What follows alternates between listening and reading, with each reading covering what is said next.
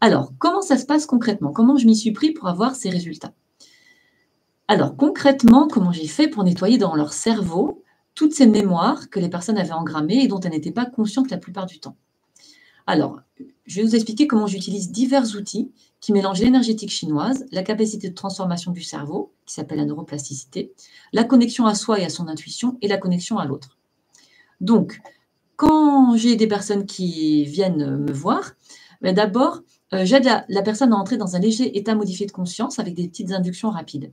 Et puis, j'active des points clés d'acupuncture, des points précis qui ont un impact sur toute l'énergie de la personne et qui nettoient déjà des restes énergétiques d'émotions et surtout qui lui font sécréter des endorphines, ces hormones du bien-être.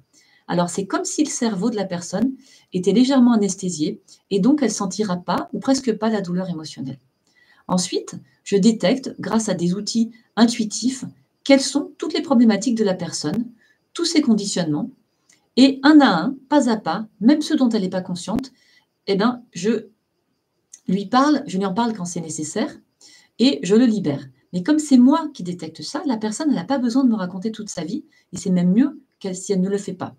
Et surtout avec la combinaison de l'énergétique chinoise, de la prise de conscience de la personne et de mon énergie, eh bien, je permets à son cerveau émotionnel d'évacuer ses mémoires de l'endroit où elles étaient stockées, c'est-à-dire dans l'hippocampe, une partie du cerveau émotionnel, et de ce fait, le cortex préfrontal, une autre partie du cerveau, peut enfin les trier et les évacuer en douceur.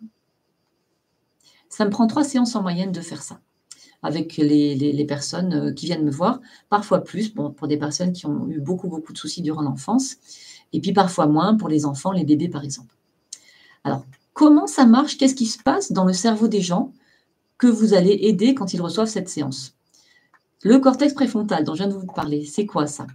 Alors, chez les humains, il y a une partie du cerveau, le cortex préfrontal, qui sert entre autres à trier, relativiser, évacuer ce qui est plus utile de garder. Mais ce cortex préfrontal, il est complètement terminé que vers l'âge de 18-20 ans. Alors, tout ce qui a été vécu avant, que ce soit des événements dramatiques, et certains enfants en ont vraiment vécu, mais même des événements moins graves, mais perçus comme dramatiques par des yeux d'enfant, mais donc tout ce qui a été vécu, tous ces événements ont pu être enregistrés et devenir des conditionnements, des mémoires qui guident maintenant les réactions émotionnelles de l'adulte, même si le danger n'existe plus ou si la situation a complètement changé. Par exemple, un bébé qui a été séparé de sa maman parce qu'il était prématuré, un enfant qui a été frappé à chaque fois qu'il faisait une erreur, une petite fille dont les camarades se moquaient parce qu'elle était timide, un petit garçon qui s'est fait malmener par des voisins, eh bien tous ont pu créer des conditionnements, des mémoires, pour se protéger de cette situation et réagir plus vite la fois d'après. Alors c'est sur toutes ces mémoires, sur tous les blocages enregistrés durant l'enfance, et même sur ceux vécus à l'âge adulte, comme les séparations, les deuils, les échecs et les outils, et les deuils et les échecs, que ces outils fonctionnent. Quand on les évacue, la personne se libère de ses peurs, de ses culpabilités, de son manque de confiance en elle, de sa peur d'agir et de parler en public. Ça peut fonctionner même sur des phobies, des peurs extrêmes, qui empêchent la personne de vivre parfois sa vie, comme c'était le cas pour Coralie, la jeune gymnaste, et qui s'amplifient souvent avec l'âge.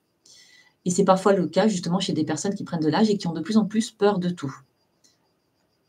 Donc, le cortex préfrontal, des événements plus ou moins dramatiques, activation de l'amygdale, enregistrement dans l'hippocampe, mémoire, conditionnement, réflexe. Et le cortex préfrontal va pouvoir éliminer tout ça. En fait, ça agit sur tout ce que le cerveau émotionnel a enregistré durant l'enfance, et depuis l'enfance, même à l'âge adulte, et qu'il n'a pas pu gérer, évacuer, parce que le cortex préfrontal de l'enfant, souvent, il n'était pas mûr, parce qu'en fait, en réalité, il est mature que vers 18-20 ans. Donc, c'est à cause de cet enregistrement de données, de cette mémoire, de ce conditionnement, que certaines personnes se retrouvent en fait à hyper réagir à des situations même pas forcément graves, comme par exemple l'araignée qui passe devant elle et puis elles partent en hurlant de terreur, comme Coralie. Ou bien comme le fait de devoir prendre la parole en public et puis de se mettre à transpirer, à rougir, à perdre ses moyens, à trembler. Ou bien même le fait de voir passer l'homme de sa vie et de l'ignorer parce que le cerveau a enregistré que c'était dangereux d'aimer. Et il préfère ne pas s'engager pour ne pas souffrir à nouveau. Et de ce fait, la personne reste seule alors qu'en vrai, elle aimerait bien partager sa vie avec quelqu'un.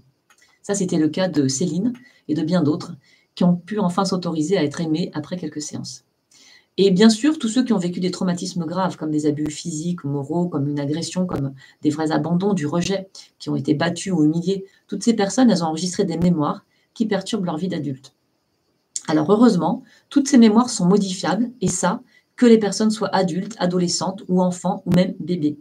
Et oui, les neurosciences ont démontré ces dernières années que la plasticité du cerveau, la neuroplasticité, ça permettait de faire évoluer les liens entre les cellules du cerveau et que rien n'était définitif. C'est par exemple ce que nous explique Dawson Church, un docteur en médecine naturelle, dans son livre Le génie dans vos gènes, où il nous parle d'épigénétique. Et c'est aussi ce que reprend Norman Doidge, un psychiatre et chercheur, dans Les étonnants pouvoirs de transformation du cerveau, où il nous parle des découvertes des neurosciences. Alors, ce qui est chouette, c'est qu'avec différents outils, il est possible de changer toutes ces mémoires conditionnées du cerveau émotionnel. Et c'est ce que je pratique, moi, depuis maintenant près de 12 ans. Et ces outils, ils ont à la fois une dimension très terre-à-terre, pragmatique, explicable scientifiquement. L'acupuncture, c'est reconnu aujourd'hui, la neuroplasticité aussi. Et ils ont aussi une dimension plus spirituelle, de reconnexion à soi et aux autres. Ils permettent en douceur une certaine ouverture de conscience, et le monde en a bien besoin actuellement. Ils permettent aussi de trouver sa place et même de la prendre aussi. Et moi, j'adore travailler de cette manière. J'adore aider les personnes que je reçois à se transformer. J'adore les aider à se retrouver elles-mêmes. Et c'est vraiment un bonheur de travailler comme ça, avec des personnes qui, quelque part, me ressemblent, parce qu'on attire les personnes qui nous correspondent souvent, le plus, quand on est aligné. Et ce sont des personnes que j'apprécie beaucoup. Et c'est un vrai plaisir de contribuer à leur changement.